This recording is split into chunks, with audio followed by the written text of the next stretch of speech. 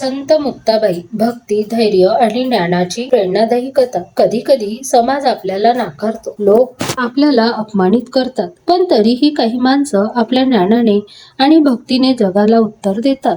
मित्रांनो, आज मी तुम्हाला सांगणार आहे एक अशा संत मुलीची कथा जिने लहान वयातच संतांना सुद्धा ज्ञान दिलं। ही कथा आहे संत मुक्ताबाईची। 13व्या शतकात महाराष्ट्रात भक्तीची एक मोठी परंपरा निर्माण झाली होती। त्या काळात अनेक संतांनी समाजाला योग्य मार्ग दाखवला।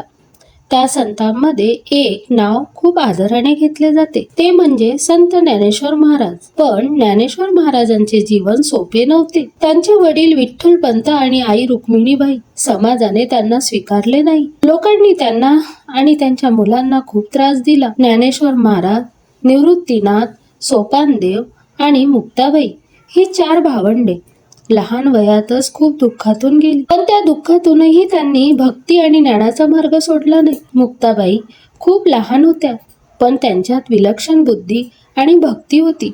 त्या नेहमी विठ्ठलाच्या नामस्मरणात रमायच्या। एकदा ज्ञानेश्वर महाराज ध्यान करत बसले होते।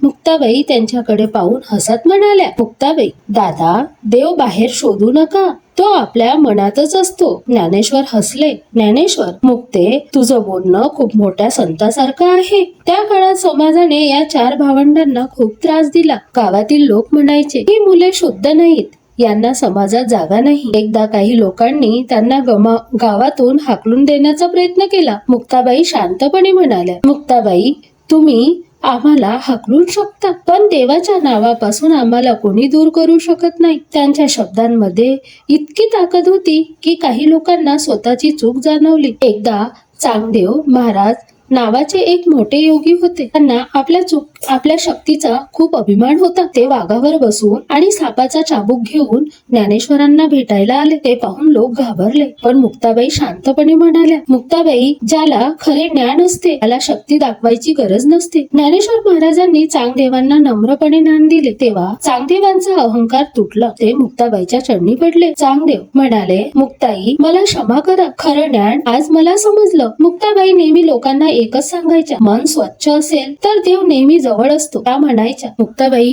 राग, अहंकार आणि मत्सर सोडा, मग जीवन सुंदर होईल। त्यांचे शब्द आजही लोकांना प्रेरणा देतात। मित्रांनो, संत मुक्ताबाई खूप लहान वयातच महान संत बनल्या। त्यांनी जगाला शिकवलं, ज्ञानाला वय नसतं आणि भक्तीला सीमा नसते। त्यांच्या आयुष्यात खूप दुःख होतं, पण तरीही त्यांनी प्रेम, भक्ती आणि ज्ञानाचा मार्ग निवडला। आजही महाराष्ट्रात जेव्हा संतांची नावे घेतली जातात, तेव्हा संत मुक्ताबाईचे नाव खूप आदराने घेतले जाते। मित्रांनो, संत मुक्ताबाईची ही कथा तुम्हाला कशी वाटली ते मला कमेंट मध्ये नक्की सांगा।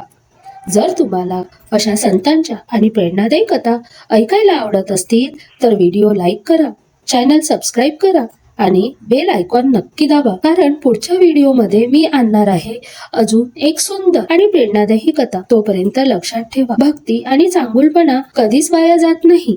धन्यवाद।